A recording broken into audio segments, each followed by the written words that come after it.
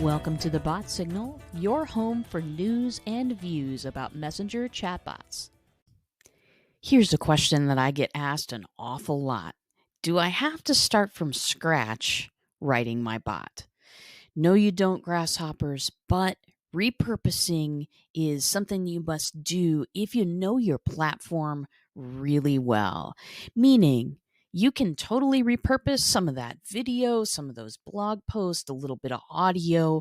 You totally can repurpose this in your bot, but one must be careful. And in today's episode, I cover how and why.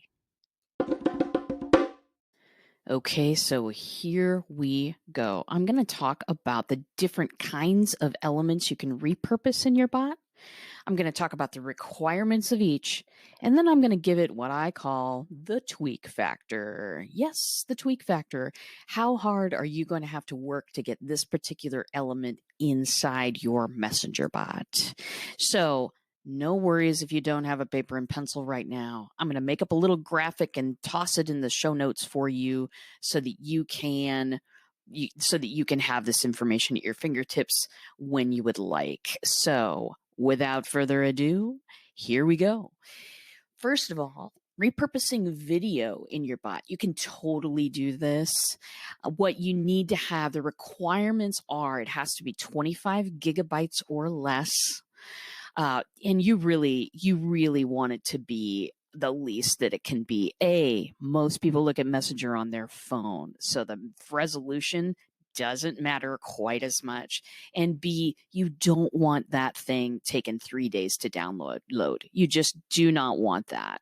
So 25 gigabytes or less. I use clipchamp.com. I am not an affiliate, and you can get 4 or 5 videos, I think, for free. So go check them out. It's worth your time. Make sure your videos are 3 minutes or less, and make sure that it is a video that's going to fit this platform, that it is somewhat informal. Don't make it a TV commercial that you recorded 5 years ago. Please, for the love of everything holy, do not do that. Make sure that it fits this platform. And if you're interested in what kind of videos fit the platform and what kind don't, I have a past podcast on that as well. Okay, tweak factor. I'm giving this a 1 through 5 rating, the tweak factors, and the lowest stuff on the scale, the 1 to 2 range, that's a low tweak. The 5 is, of course, a high tweak. For a video, it's 1 to 2.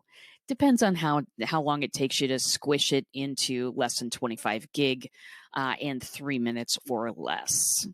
Okay, GIFs, little 3-second movies that people find very popular on the internet for reaction things and things like that. Super fun stuff. I totally recommend using this in your bot.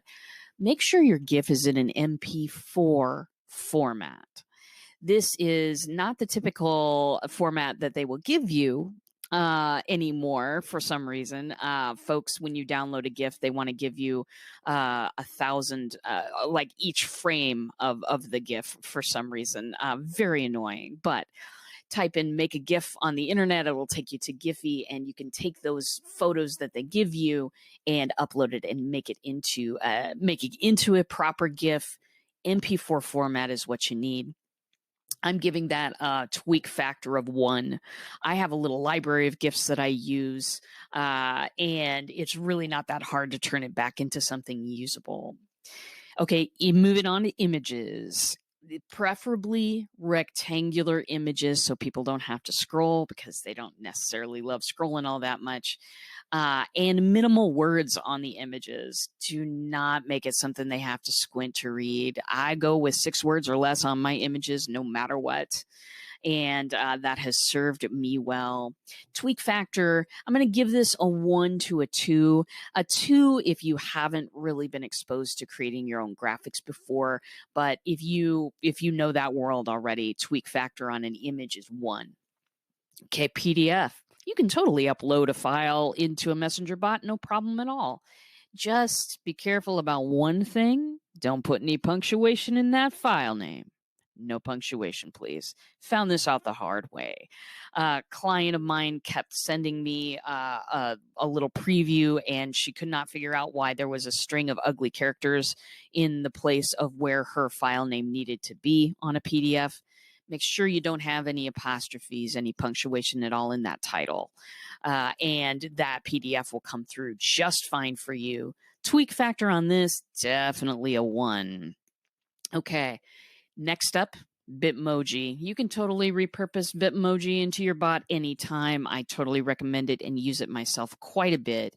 Something that will make it easy for you, the Chrome extension. Yes, my friends, a Chrome extension that if you sign in on that Chrome extension, you can find and repurpose Bitmojis like there is no tomorrow. Tweak factor on these, tweak factor of 1. Super easy to use, super easy to do.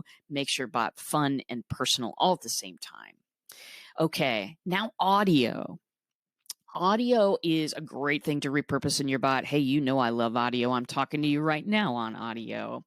The requirements for that are the same as video, 25 gigabytes. You can go a little bit longer on a recording because, of course, recordings aren't as heavy as a video is, but make sure you're under that 25 gigabytes.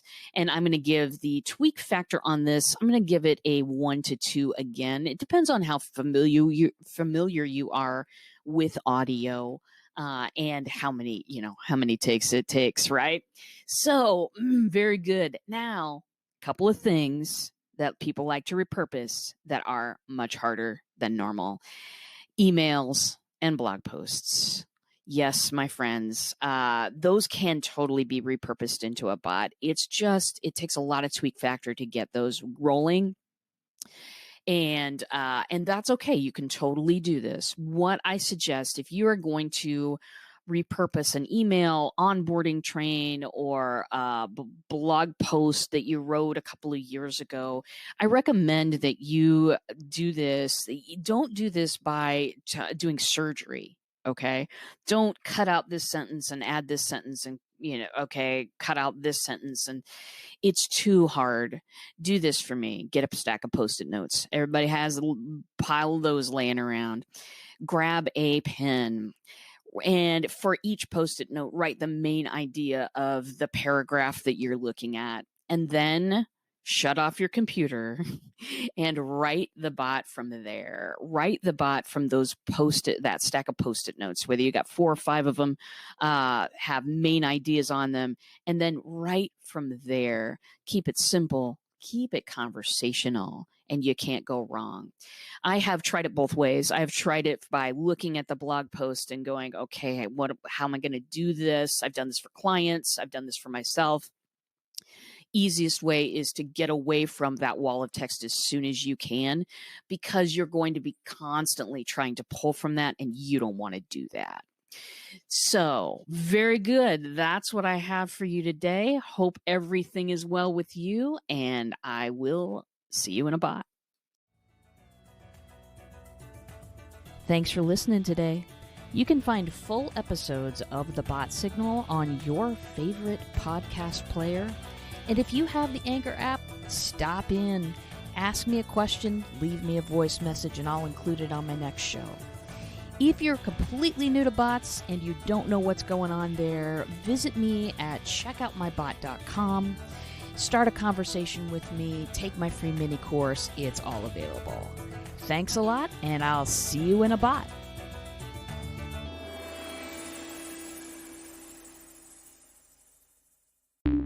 The podcast you just heard was published with Anchor.